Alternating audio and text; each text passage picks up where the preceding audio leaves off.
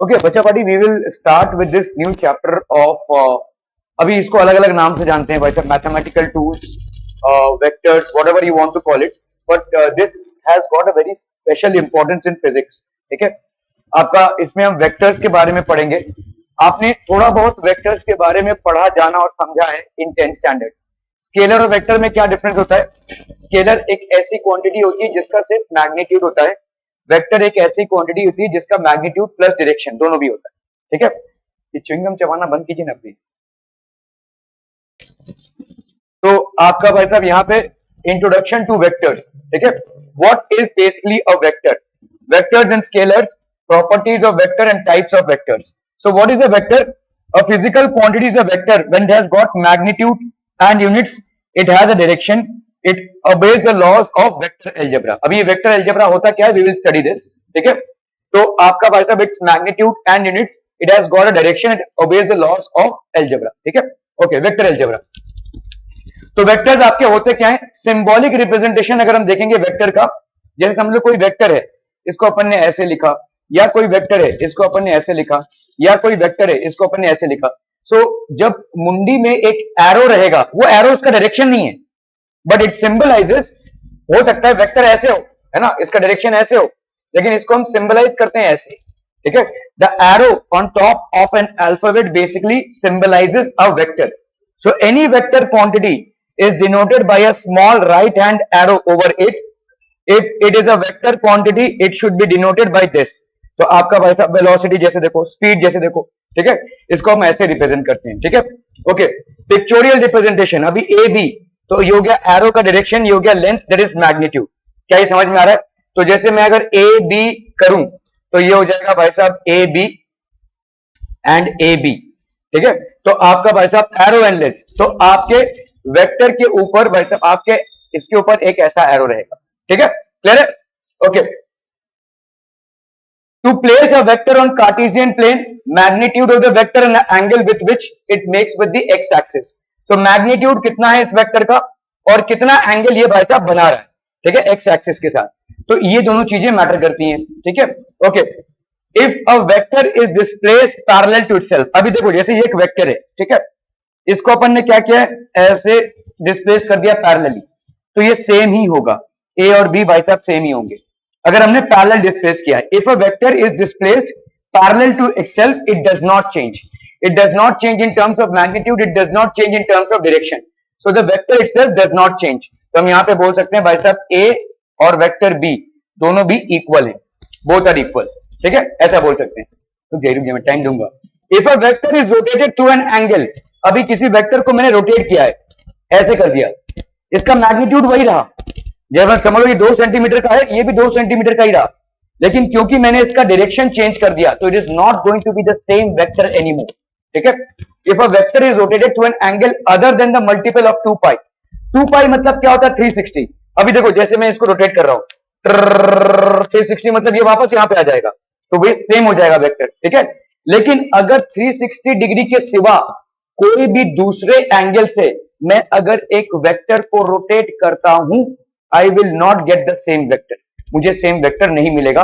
मतलब समझ लो यहां पे वेक्टर था बी, आपने इसको थीटा से रोटेट किया है, theta is lesser than 2 pi, तो आपका भाई साहब यहां पे क्या हो जाएगा, थीटा इज लेसर, और थीटा हम बोल सकते हैं is not equal to 2 pi, theta is not equal to 2 pi. तो आपका ये जो नया वेक्टर आया है, this vector A will not be equal to vector B. क्या ये समझ में आ रहा है? अगर आप रोटेट कर रहे हैं, if the coordinate axis are translated और रोटेटेड, अभी देखो समझ लो ये x, ये आपका है आपका y एक्सिस और ये आपका x एक्सिस। ठीक है, ऐसा है भाई साहब एक्सिस, अगर आपने इसको रोटेट कर दिया, ऐसे कर दिया, ठीक है, ये है, ये आपने इसको ऐसे कर दिया, रोटेट कर दिया, तो आपका वेक्टर भी चेंज हो जाएगा। ठीक है, if the coordinate axis are translated और रोटेटेड, द वेक्टर, वेक्टर का वैल्यू चेंज हो जाएगा, लेकिन वेक्टर चेंज नहीं होगा, क्योंकि वेक्टर तो उसी डायरेक्शन में है। अभी आप इस एक्सिस में रखो या इस एक्सिस में रखो, वेक्टर का वैल्यू वही रहेगा।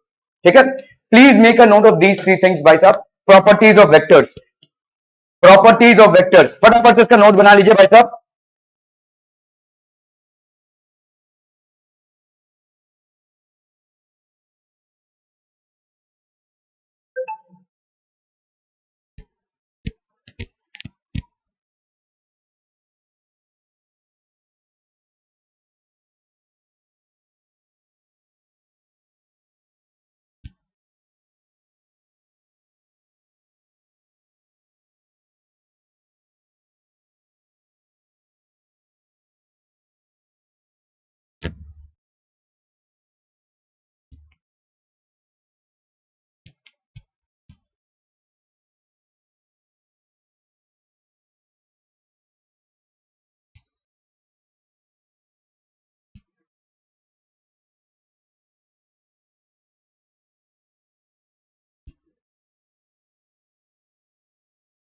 तो वेक्टर को अगर आपने समझ लो ये एक वेक्टर है और इसको बराबर ऐसे पैरेलली डिस्प्लेस किया है, आगे पीछे कहीं भी करो लेकिन इसके बराबर पैरेलल लेकर जा रहे हो ऐसे, तो वो वेक्टर चेंज नहीं होगा।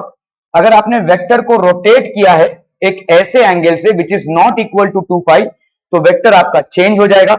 अगर आपने एक ऐसे एंगल से रोटेट किया है which is a multiple of 2 पाई, जैसे समझो ये हो गया 2 पाई, फिर से आपने रोटेट किया तो ये हो गया 4 पाई, फिर से आपने रोटेट किया तो ये हो गया 6 पाई, तो मल्टीपल ऑफ क्या हो रहा है 2 पाई हो गया है, तो हर बार आपको सेम वेक्टर मिल जाएगा।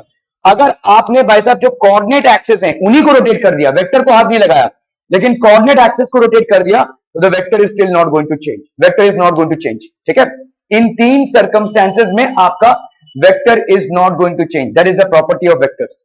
Are we clear?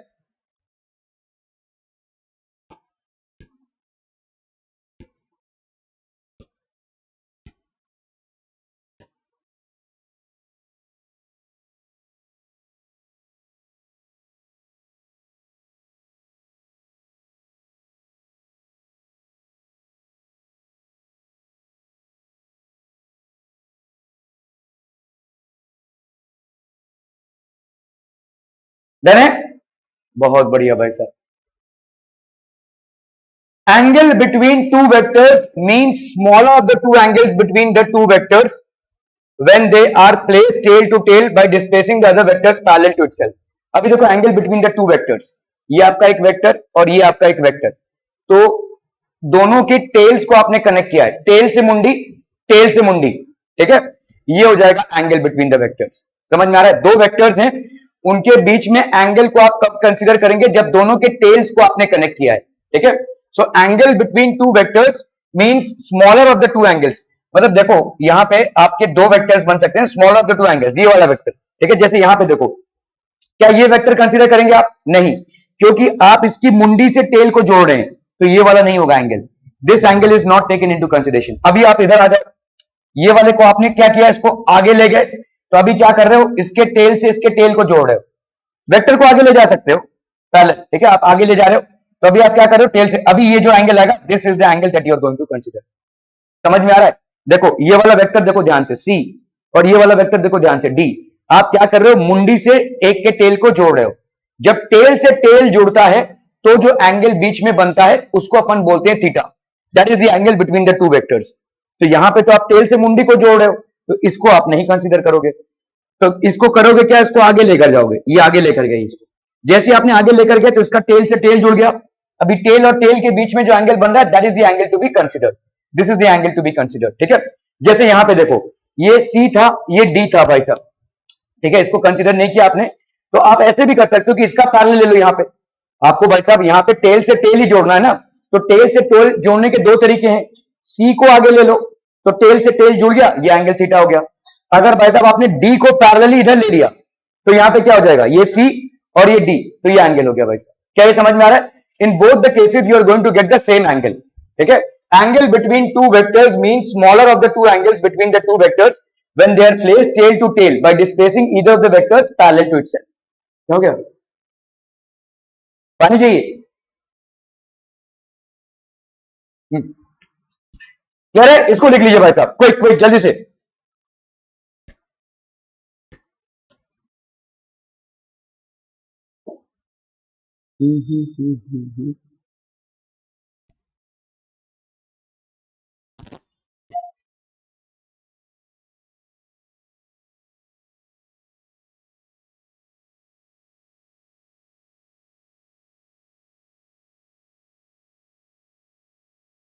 हो गया? रख दो वहीं पे, लगेगा शायद।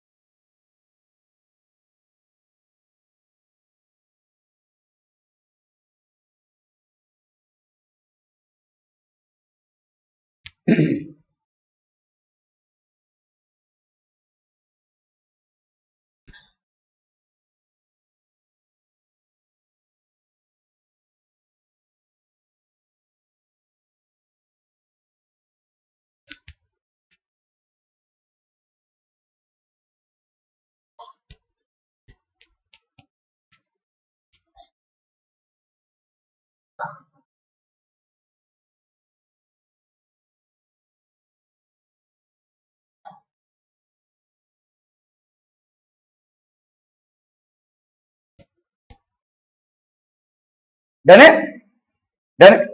हाँ नहीं समझ में आ गया तो डेफिनेट बनाना। देखो इन दोनों के टेल्स को जोड़ने के आपको क्या करना है, इसको आगे बढ़ाना है या इसका बराबर पैरेलल इधर ले लो। ठीक है, दो तरीके हैं। इसको आपने आगे बढ़ाया तो ये जो एंगल मिला, और इसको आपने पीछे लिया तो ये जो एंगल मिला, तो that will be the angle between the two vectors.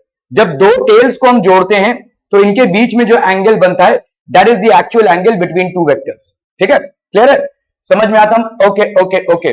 जैसे यहां पे देखो three vectors are arrange along the sides of a triangle. आपने तीन वेक्टर्स को अरेंज किया along the sides of a triangle. ये वेक्टर बी, ये वेक्टर ए और ये वेक्टर सी। ठीक है, find the angle between the vectors. तो आपका ए और बी के बीच में एंगल कितना है, देखो ध्यान से देखो, ए और ये बी, तो टेल से टेल जोड़ा है, तो क्या हम बोल सकते हैं कि 60 degree is the angle between A and B? Yes, तो between vector A and vector B the angle is 60 degree. क्या ये समझ में आ रहा है? ठीक है, ओके। यहां पे हो गया भाई साहब ए और ये हो गया सी, यहां पे भाई साहब मुंडी मुंडी जुड़ रही है, तो ये तो नहीं हो पाएगा। ठीक है, तो अभी आपको दो तरीके हैं, इसको आगे कर लीजिए। तो ए को अगर आपने आगे कर लिया तो अभी भाई साहब, ठीक है, टेल टेल जोड़ना है ना, तो मुंडी मुंडी नहीं जोड़ना है। तो आप इसको भाई साहब क्या करेंगे, इसको ऐसे कर लीजिए, यहां पे इसको आपने पैरेलली ऐसे डिस्प्लेस किया, इधर डिस्प्लेस कर दिया, समझ में आ रहा है? ये ए को आप ऐसे पैरेलली लेकर जा रहे हो, ये ए हो गया। तो ध्यान से देखो ये वाला आपका क्या हो गया, पैरेलल लाइंस। तो ये 45, तो ये वाला कितना हो जाएगा 45 इंटीरियर ऑल्टरनेट एंगल से। तो बिटवीन, अभी आप बता पा रहे हो, देखो ए और सॉरी आपका, हाँ, ए और सी में क्या एंगल है बोलो, दोनों की टेल्स मिल रही है, तो ए और सी में भाई साहब कितने का एंगल हो गया 45। ठीक है, क्लियर है। अभी रहा भाई साहब बी और सी, बी और सी, अभी देखो बी का टेल से मुंडी, इधर का टेल से मुंडी नहीं होगा भाई साहब, टेल से टेल जुड़ना चाहिए। तो भाई साहब इसको आगे ले लो, बी को हमने आगे कर दिया, इसको उठाकर इधर डाल दिया। अभी बताओ भाई साहब इन दोनों में क्या एंगल बन जाएगा? So exterior angle of a triangle is equal to sum of two interior opposite angles. याद करो, तो यहाँ पे कितना हो जाएगा, ये 105 डिग्री। तो दोनों के बीच में एंगल कितना हो जाएगा between vector B and vector C, it is 105 degree. तो आपको दो टेल सी जोड़ना है, उन दो टेल्स के बीच में जो एंगल मिलेगा that will be the angle between two vectors. क्या ये समझ में आ रहा है? और उसको अलग अलग तरीके से आप जोड़ रहे हैं। यहाँ पे आपने क्या किया, देखो यहाँ पे ये था, ये मुंडी मुंडी जोड़ रहा था, तो आपने इसको उठाकर पैरेलल इधर रख दिया। अभी अभी आपने देखा कि अगर आप किसी वेक्टर को पैरेलली डिस्प्लेस करते हैं the value is not going to change. तो ये 45 है तो ये 45 हो गया। ठीक है, अभी ये भी है, तो आपने भाई साहब इसको ऐसे आगे ले लिया, तो जैसे आपने इसको आगे ले लिया तो इन दोनों के बीच में एंगल कितने का हो जाएगा भाई साहब 105 का। ठीक है, क्लियर है? Okay, four vectors are arrange, चार वेक्टर्स हैं जो अरेंज्ड हैं as shown in the figure below. Find the angle between the vectors. 1 2 3 है ना, ये 1 2 3 और ये 4, ऐसे चार वेक्टर्स हैं। फोर वेक्टर्स आर अरेंज, तो ये हो गया vector A, vector B, vector C और vector D. Find the angle between the vectors A and D. ध्यान से देखो क्या करना है तुमको, टेल से टेल जोड़ना है। ए को यहां पे ले जाओ भाई, ठीक है, यहां पे ले जाओ ए को। समझ में आ रहा है कि नहीं? अभी टेल से टेल जोड़ा है कि नहीं भाई? ये देखो ऐसे लेके जा रहा हूं पैरेलली भाई साहब, ये ठीक है। तो अभी कितना एंगल हो जाएगा भाई साहब ए और डी के बीच में 120 डिग्री। क्या ये समझ में आ रहा है? 120 डिग्री। ओके, ए और सी के बीच में भाई साहब, तो ए और सी के बीच में फिर इसको पैरेलली ले जाओ ऐसे भाई साहब, इधर ले गए, यहां आ गया कि नहीं? ए पैरेलली इधर ही आएगा, टेल से टेल जुड़ रहा है, दोनों के बीच में कितना एंगल होगा 30 डिग्री। तो A and C is 30 degree. ठीक है, अगर ए और बी में पूछा जाए तो भाई साहब इसको ऊपर ले लो, क्या जाता है, ए और इसको ऊपर ले लो, अभी टेल से टेल जुड़ रहा है 90 डिग्री, तो ए और बी में कितना हो जाएगा भाई साहब 90 डिग्री। ठीक है, अगर आपको पूछा जाए भाई साहब बी एंड डी में, तो ये हो गया आपका बी और ये हो गया डी, तो आप भाई साहब इसको अगर ऐसे लेकर आओ, ऐसे पैरेलली लेकर आ रहे हो, है कि नहीं? अब बताओ भाई साहब क्या एंगल हो जाएगा, जल्दी से बोलना है। देखो ये हॉरिजॉन्टल लाइन से एंगल कितना बनाएगा, अगर मैं यहाँ पे हॉरिजॉन्टल लाइन लूं तो कितना बनेगा बोलो 30। भाई ये 60 है तो ऑब्वियसली ये कितना होगा 30। ठीक है, तो यही यहाँ पे बनेगा ना भाई साहब, ये भी कितना बनेगा 30, हॉरिजॉन्टल लाइन है बी, इसके साथ कितना बन रहा है। ठीक है, तो B and D is 30 degree. ठीक है, ये सब आपको भाई साहब ऐसे सोचकर करना पड़ेगा। ठीक है, पैरेलली आप डिस्प्लेस करोगे और टेल से टेल को जोड़ोगे, जो एंगल बनता है that will be the angle between the vectors. Are we clear through this one? ठीक है, okay okay okay. Multiplying a vector with a positive number lambda beta theta जो भी है, अगर आपने समझ लो ये एक पॉजिटिव नंबर है, नेगेटिव नंबर है, whose magnitude is changed by a factor lambda but the direction is same as that of a। जैसे समझो यहां पे एक वेक्टर है a, अभी आपने इसको मल्टीप्लाई कर दिया 2 से, तो ये बन गया वेक्टर 2a, तो इसका लेंथ चेंज हो गया, देखो मैग्नीट्यूड चेंज हो गया लेकिन डायरेक्शन सेम है। ठीक है, ए का जो डायरेक्शन है 2a का भी वही डायरेक्शन रहेगा, सिर्फ इसका मैग्नीट्यूड चेंज हो गया है, मतलब डबल हो गया है। ठीक है, तो ये पहले इतना था, अब इसका डबल हो गया, but the direction is the same.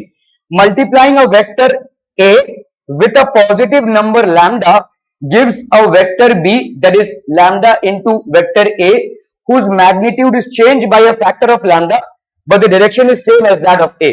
Multiplying a vector a with a negative number gives a vector b, जिसका डायरेक्शन चेंज हो जाएगा।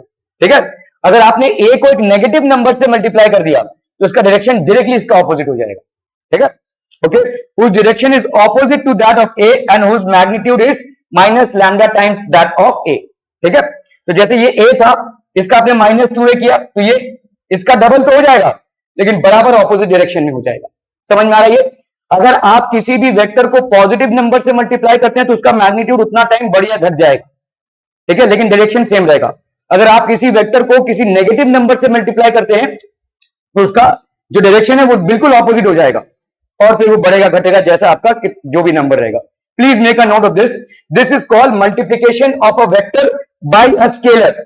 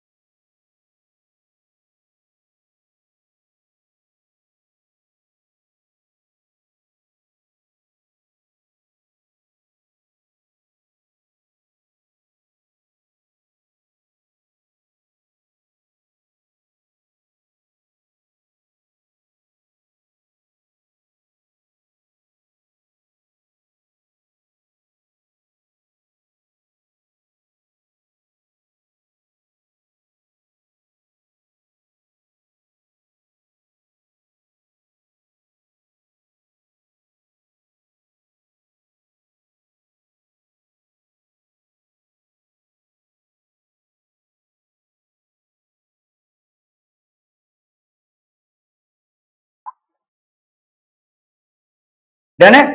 Are we done? Done done.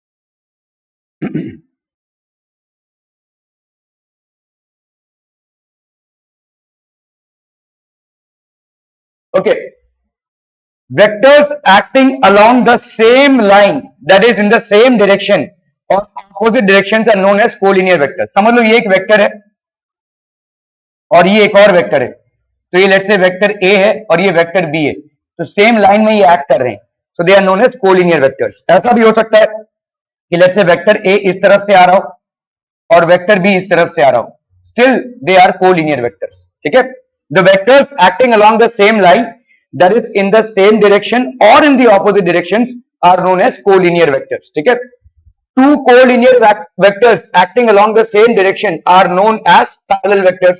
ठीक है, आप देखो भाई साहब, ये समझ लो ए वेक्टर ए है और ये वेक्टर बी है, दोनों भी सेम है।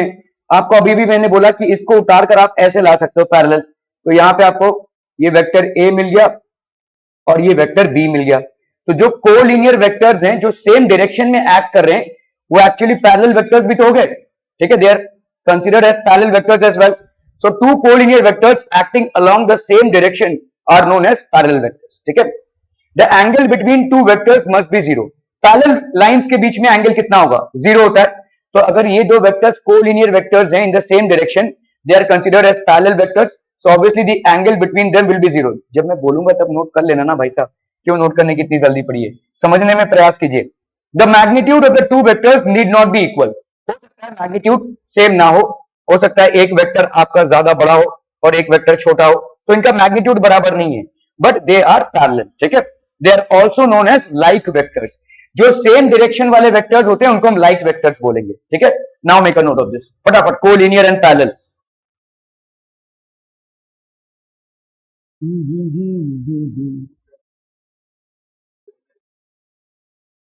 देखो पैरेलल वेक्टर, जैसे समझ लो ये एक वेक्टर है, चलिए ऐसे लिख लेते हैं। समझ लो भाई साहब ये एक वेक्टर है, ये एक वेक्टर है ए, ठीक है, और ये एक वेक्टर है बी, ये एक वेक्टर है बी। तो ये आपके किस टाइप के वेक्टर्स हो गए? Collinear vectors in the same direction. ठीक है, these are collinear vectors in same direction. ठीक है, सेम डायरेक्शन। इसको ऐसे समझ लेते हैं भाई साहब, एक मिनट।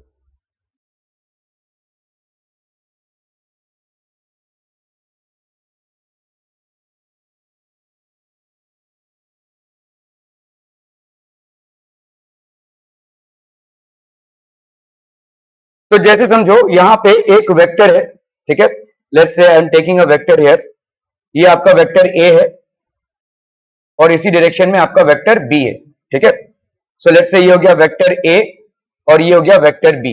तो आपके ये इनको हम क्या बोल सकते हैं? They are collinear vectors in same direction, in same direction. क्या ये समझ में आ रहा है? Collinear vectors in same direction, can we say this?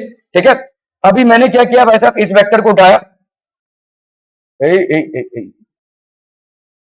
अरे बाबा रुक जाओ, ठीक है, और ऐसे डाल दिया, तो ये पैरेलल वेक्टर हो गया कि नहीं? इसका पैरेलल वेक्टर हो गया। ठीक है, और इसका मैंने इसका कोई डायरेक्शन चेंज नहीं किया है, तो collinear vectors in the same direction और आल्सो पैरेलल वेक्टर्स। तो हम यहां पे क्या लिख सकते हैं? वेक्टर ए जो है वो पैरेलल है किसके? वेक्टर बी के। तो इसीलिए collinear vectors in same direction are also parallel vectors. ठीक है, ये हम भाई साहब पैरेलल वेक्टर्स भी बोलेंगे या इनको अपन बोल सकते हैं लाइक वेक्टर्स। ठीक है, लाइक वेक्टर, सेम डायरेक्शन वाले वेक्टर्स। ठीक है, दो पैरेलल लाइंस में एंगल कितना हो जाता है? जीरो। तो इनके बीच में भी एंगल कितना हो जाएगा? तो angle between A and B, ठीक है, angle between A and B is zero. क्या ये समझ में आ रहा है? Are we clear? Clear on this one? Okay okay okay.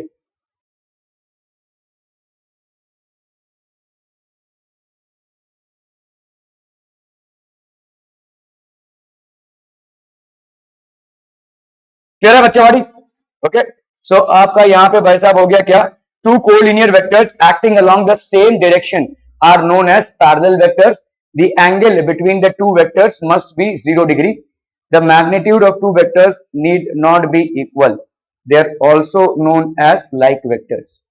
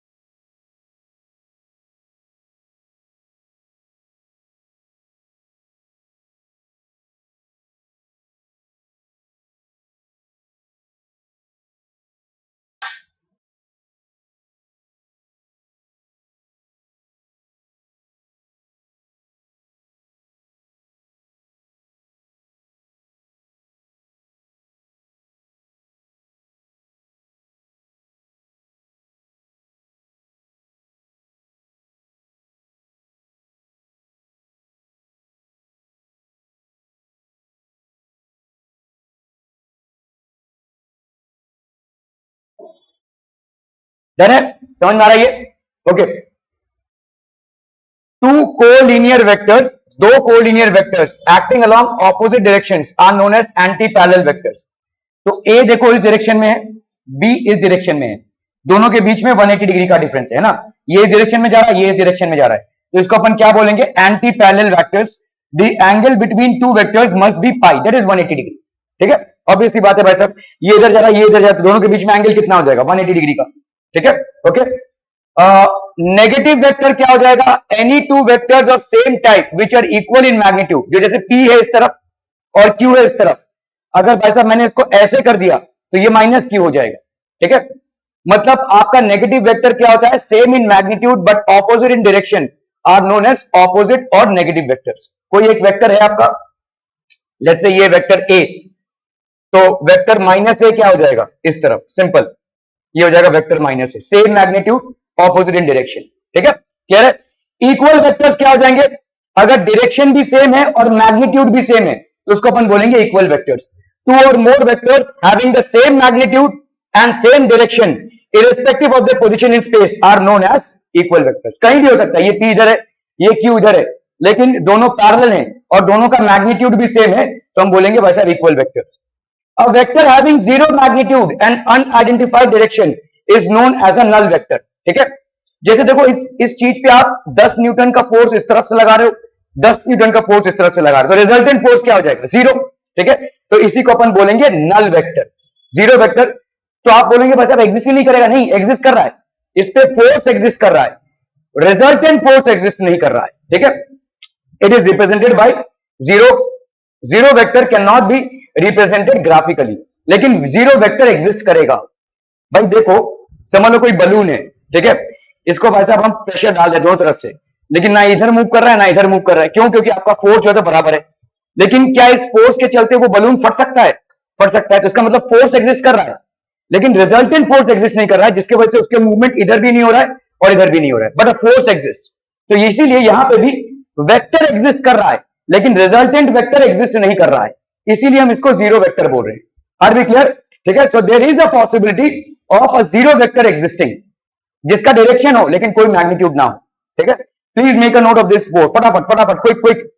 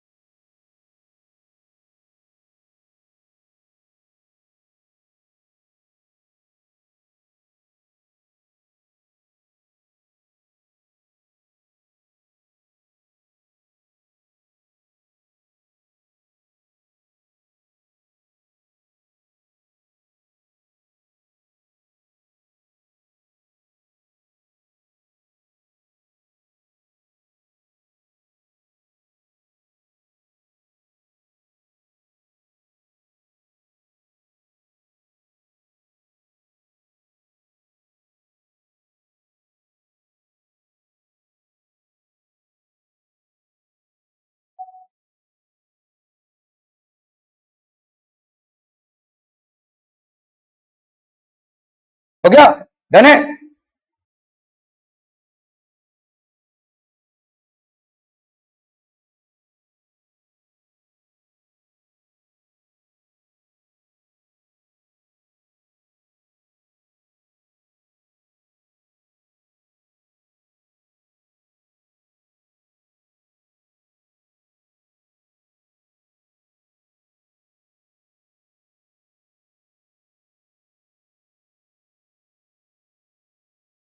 Done है, ओके। वेक्टर्स एंड स्केलर्स, तो हम यहाँ पे समझ सके हैं भाई साहब, क्या क्या समझ चुके हैं भाई साहब। वेक्टर्स और स्केलर्स, वेक्टर्स क्या होता है, जिनका मैग्नीट्यूड और डायरेक्शन दोनों भी हो। स्केलर्स क्या होता है, जिनका सिर्फ मैग्नीट्यूड हो, ठीक है। प्रॉपर्टीज ऑफ वेक्टर्स हमने देखा भाई साहब, टाइप्स ऑफ वेक्टर्स हमने देखा, ठीक है। वेक्टर एडिशन अभी हम ये सब पढ़ेंगे, ठीक है। Vector addition by triangular law, parallelogram and polygon law और यूनिट वेक्टर। फिर से याद रखना, दो वेक्टर्स के बीच में एंगल क्या होता है, जब उनके टेल्स को आप जोड़ते हैं, ठीक है, तो जो एंगल बनता है। अभी इस टेल को जोड़ने के लिए आप वेक्टर को पैरेलल डिस्प्लेस करें या आगे लेकर जाएं, ये आपकी मर्जी, ठीक है। तो इसी तरह से यहाँ पे ट्रायंगुलर लॉ है, ट्रायंगुलर लॉ और parallelogram law. So we will, तो वेक्टर में जब हम एडिशन करते हैं, when we add vectors, there are three ways in which we can add them. One is called the triangular law, दूसरा है आपका पैरेललोग्राम लॉ, और तीसरा है आपका पॉलीगॉन लॉ। इन सब में ये सबसे ज्यादा इंपॉर्टेंट है, parallelogram law. So there three ways in which you add vectors, तीन तरीके से आप वेक्टर्स को ऐड कर सकते हैं। Triangular law of vector addition, parallelogram law of vector addition, and finally we have polygon law of vector addition. Making sense बच्चा बाड़ी? ओके ओके ओके, ठीक है। When two vectors are aligned head to tail, फिर से देख लो भाई साहब, aligned head to tail, there sum vector. तो आप देखो, ये पूंछ मुंडी, पूंछ मुंडी। अभी आप एंगल से कंफ्यूज मत होना, आप एंगल क्या होता है, जब पूंछ और पूंछ दोनों को कनेक्ट करते हैं, टेल और टेल को। मेरे को यहाँ पे एंगल नहीं चाहिए, मेरे को यहाँ पे रिजल्टेंट चाहिए। तो ये और ये, ठीक है, ये भाई साहब आपने कनेक्ट कर दिया, ये हो गया आपका रिजल्टेंट वेक्टर। क्या ये समझ में आ रहा है? जैसे मैं आपको एग्जांपल दे रहा हूं यहाँ पे, लेट्स से, चलिए ऐसे दे देते हैं भाई साहब, ठीक है।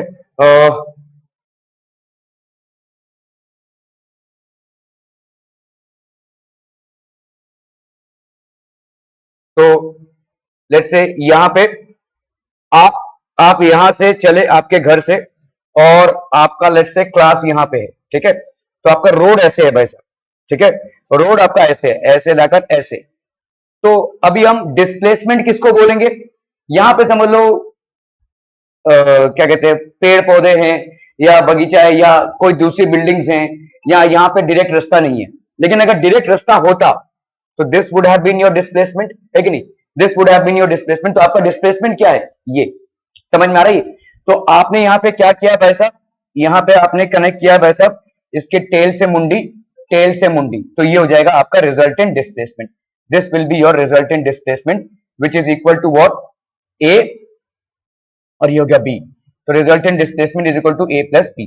क्या ये समझ में आ रहा है भाई साहब? ठीक है, this is basically the resultant displacement. Okay okay okay.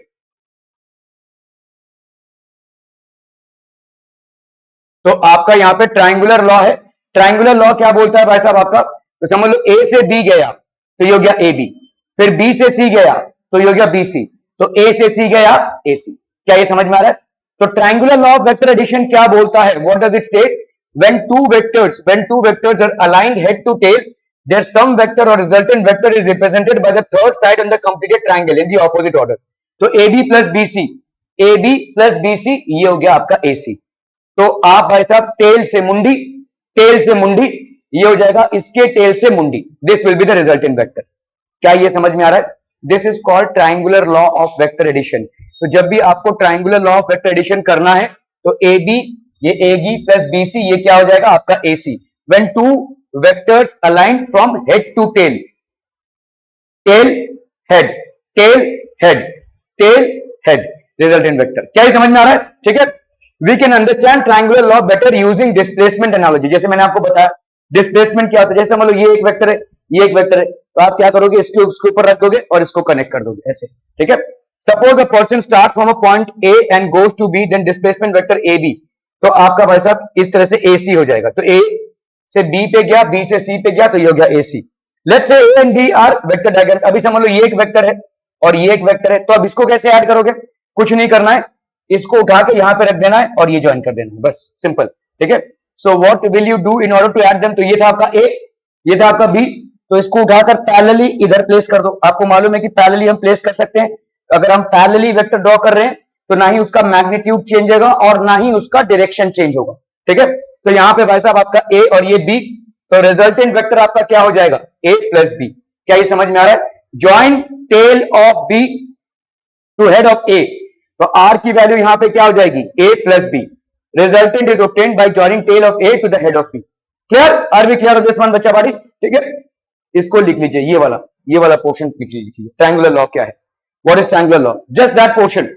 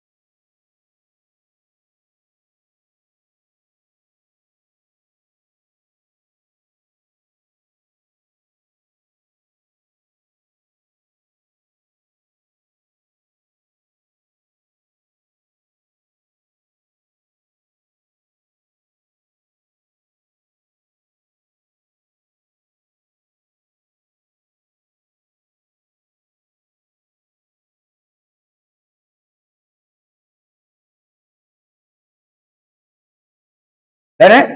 Okay, parallelogram law of vector addition, ये क्या बोलता है भाई साहब आपका? अभी यहां पे क्या करना है देखो, if two vectors are oriented head to tail, देखो ये हेड और ये टेल, तो इसका रिजल्टेंट आ जाएगा। ठीक है, representing two adjacent sides of a parallelogram. अभी मैं इसका पैरेलल इधर लेकर जा रहा हूं, ये हो गया ए बी का पैरेलल, इसका पैरेलल इधर लेकर आ रहा हूं, तो बेसिकली क्या बना रहा हूं मैं? एक पैरेललोग्राम। देखो फिर से, ये ओरिजिनल वेक्टर ए बी, ये ओरिजिनल वेक्टर भाई साहब आपका है बी सी, लेट्स से। ठीक है, समझ लो ये एडी है एक वेक्टर और ए बी है एक वेक्टर। सो अभी तो ये आप देख रहे हो कि भाई साहब ये तो टेल से टेल कनेक्टेड है, लेकिन एडिशन के लिए हमको क्या करना पड़ेगा? मुंडी से टेल को कनेक्ट करना पड़ेगा।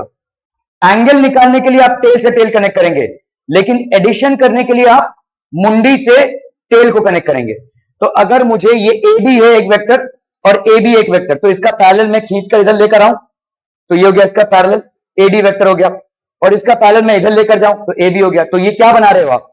This is basically a parallelogram. ठीक है, अब आप क्या कर सकते हो, ये ए बी और ये एडी, ये जो आपने कनेक्ट किया A C, this will be the resultant vector, ये आपका रिजल्टेंट वेक्टर हो जाएगा। ये सबसे ज्यादा चलने वाला लॉ है, क्योंकि यहां पे आप बहुत कुछ और भी पढ़ोगे। ठीक है, क्लियर है? समझ में आ रहा है ये? If two vectors are oriented tail to tail representing two adjacent sides of a parallelogram, then the resultant is represented by the included diagonal of the completed parallelogram। तो मतलब क्या है? ये ओरिजिनल वेक्टर, ये ओरिजिनल वेक्टर, इसका parallel हमने खींचकर इधर डाल दिया, इसका पैरेलल हमने खींचकर इधर डाल दिया, तो बना क्या दिया हमने? पैरेललोग्राम। इस पैरेललोग्राम का जो डायगोनल होगा ये वाला, ठीक है, that will be the resultant of the two vectors. तो इन दो वेक्टर्स का रिजल्टेंट ये पैरेललोग्राम का डायगोनल होगा। क्या ये समझ में आ रहा है?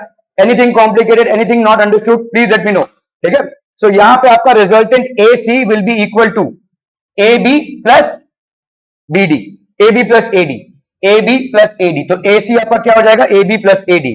तो ए बी आपका जो भाई साहब ए बी है is equal to D C. अभी देखो ये वाला ए बी किसके बराबर है भाई साहब? इस डी सी के बराबर है कि नहीं? ठीक है, and B C, B C भाई साहब किसके बराबर है? ये बी सी आपके ए डी के बराबर है, opposite sides of a parallelogram. ठीक है, तो पहले आप ये पैरेललोग्राम बनाएंगे। ठीक है, अभी इस पैरेललोग्राम के कॉम्प्लिकेशन से जो हम समझेंगे। ठीक है, इसको पहले लिख लीजिए, पैरेललोग्राम बनाना समझ में आ गया भाई साहब? ठीक है, आप वेक्टर्स को पैरेलली खींच रहे हैं तो ऑब्वियसली वेक्टर्स में कोई चेंज नहीं आएगा, neither in terms of magnitude nor in terms of direction.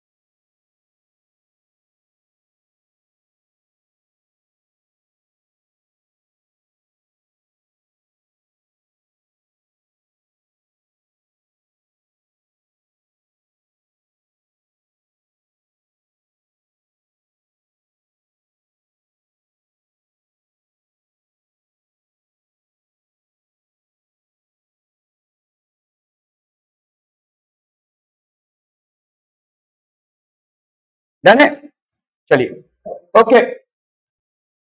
तो देखो यहां पे इफ एवरी साइड, अब अभी हमने पैरेललोग्राम लॉ को पूरा नहीं एक्सपैंड किया है, हम पॉलीगॉन लॉ पे आ गए हैं, ठीक है। जब पैरेललोग्राम लॉ को हम करेंगे पूरा पूरा एक्सपैंड करके, वही आपका मेन कैलकुलेशन का एस्पेक्ट बनेगा, ठीक है ओके। अभी पॉलीगॉन लॉ पे आते हैं। तो आपने देखा triangular law, parallelogram law of vector addition and आप अभी देखेंगे polygon law.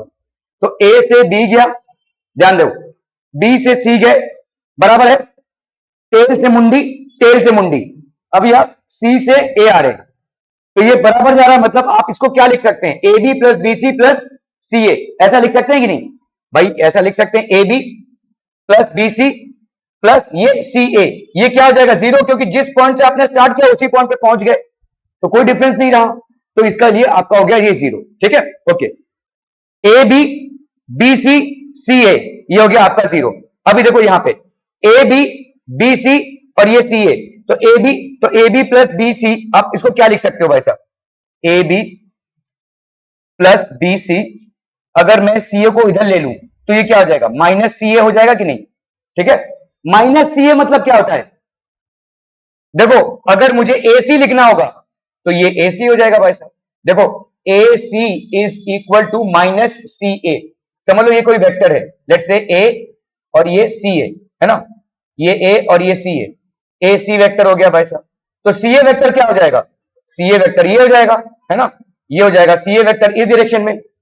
C A vector का नेगेटिव क्या होगा, ए सी वेक्टर, है ना भाई साहब, ये सी ए वेक्टर का नेगेटिव हो गया। क्या ये समझ में आ रहा है, नहीं, देखो ये हो गया ए सी वेक्टर, ए सी वेक्टर का नेगेटिव क्या होगा, मतलब इसका उल्टा हो गया सी A vector, C A vector का नेगेटिव क्या होगा, इसका उल्टा डायरेक्शन चेंज हो जाएगा, तो माइनस सी ए। अभी देखो इसको इसको और इसको, क्या ये सेम है, तो हम बोल सकते हैं भाई साहब A C vector is equal to minus C A vector, ठीक है ओके। तो इस माइनस सी ए वेक्टर की जगह पे अपन क्या लिख सकते हैं, ए सी लिख सकते हैं, तो A B plus B C is equal to A C, ठीक है, A B plus B C, A B plus B C is equal to A C. ये हो गया आपका पॉलीगॉन लॉ, ठीक है। इफ एवरी साइड, पॉलीगॉन मतलब क्या होता है भाई साहब, मोर देन टू साइड जहां पे भी होगा उसको अपन बोलेंगे पॉलीगॉन, ठीक है। If every side of a polygon represents a vector then their sum is taken in a cyclic order, cyclic order मतलब टंग टंग टंग टंग, ये हो गया साइक्लिक, ठीक है। तो आप साइक्लिक ऑर्डर में लेकर जा रहे हैं तो आपका रिजल्टेंट वेक्टर ये आ जाएगा, in a cyclic order is zero. तो साइक्लिक ऑर्डर क्या था, देखो मतलब ये देखो साइकिल कंप्लीट कर रहा है, इसका सम कितना आएगा, zero, this is called polygon law. तो A B plus B C plus C A, this has to be zero. अभी यहाँ पे 3 साइड हो, 5 साइड हो, 10 साइड हो, 15 साइड हो, मैटर नहीं करता है, ठीक है। आप अगर साइक्लिक ऑर्डर में ऐसे ले रहे हैं तो उनका सम आ जाएगा zero, provided your starting point and your end points are the same, ठीक है, क्लियर है। तो यहाँ पे आपका भाई साहब A B plus B C plus C A is equal to zero, जिसको अपन क्या लिख सकते हैं, A B plus B C is equal to minus C A, minus C A की जगह पे अपन क्या लिख सकते हैं, A B plus B C is equal to C A, ठीक है। Using the displacement analogy, if a person starts from a vertex of a polygon and moves along the sides and reaches back to the starting point, it's total displacement zero, ठीक है। तो इसका total displacement भाई साहब क्या हो जाएगा, zero. अभी देख लो इसको, जैसे यहां से चले 1, ए से बी, ए बी से सी से डी से ई और ई से ई, तो आपका भाई साहब ये क्या आ जाएगा भाई साहब, A B plus B C, इसका रिजल्टेंट क्या होगा, ए सी, है ना, ये हो गया इसका रिजल्टेंट, ओके। अभी इसको भूल जाओ, इन दोनों को भूल जाओ, अभी ए सी प्लस सी डी, इसका रिजल्टेंट क्या आ जाएगा, ए डी, है कि नहीं, ठीक है। अभी आप इस पूरे स्ट्रक्चर को भूल जाओ, ठीक है। अभी आप इन तीनों को ले लो, ए डी प्लस डी, इसका रिजल्टेंट क्या आ जाएगा, ए ई, है कि नहीं। तो भाई साहब आपका ए ई यहां पे है, ए ई मतलब इधर से इधर, ठीक है, तो आपका ई ए हो गया, ये ए ई और ए ई, ठीक है। सो आप this plus this plus this plus this plus this will be zero. क्या ये समझ में आ रहा है भाई साहब, are we clear on this one. इसी को अपन बोलेंगे polygon law of vector addition, ठीक है।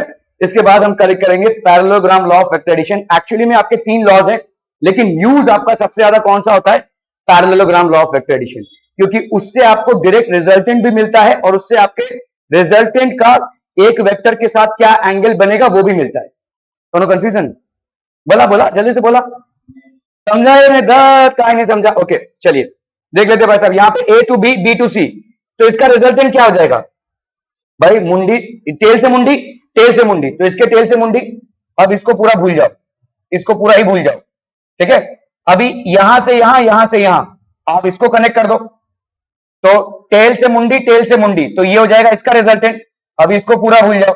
अब देखो यहां से यहां और यहां से यहां, तो इसका भाई साहब क्या हो जाएगा रिजल्टेंट, ये इसका रिजल्टेंट हो जाएगा। ठीक है, अगर मैंने इसको ऐसे कर दिया तो माइनस ई हो जाएगा ये। ठीक है, तो आप यहां पे क्या बोल सकते हो, AD plus DE, AD plus DE, ये क्या हो जाएगा भाई साहब, ये होगा एई, है कि नहीं। This will be equal to A E, A E की जगह पे आप क्या लिख सकते हो, माइनस ई ए लिख सकते हो। ठीक है, तो AD plus DE is equal to, अब इसको इधर कर लो, तो एडी प्लस डीई ये हो जाएगा प्लस ई ए, है ना, इज इक्वल टू 0, ये है। तो आप अगर पॉलीगॉन लॉ चला रहे हो, यहां से यहां, यहां से यहां, यहां से यहां, यहां से यहां और यहां से यहां, अगर आप आए तो 0 आ जाएगा। That is called polygon law of vector addition. ठीक है, समझ में आ रहा है ये? ओके, आज यहीं तक रखते हैं अपन। देखो वही है, देखो AD plus BC plus CD plus DE plus E A is equal to 0, plus E A is equal to 0, ये है आपका polygon law of vector addition. क्योंकि आप जहां से शुरुआत कर रहे हो वहीं पे पहुंच रहे हो, तो वेक्टर एडिशन आपका 0 हो जाएगा। ठीक है, ओके।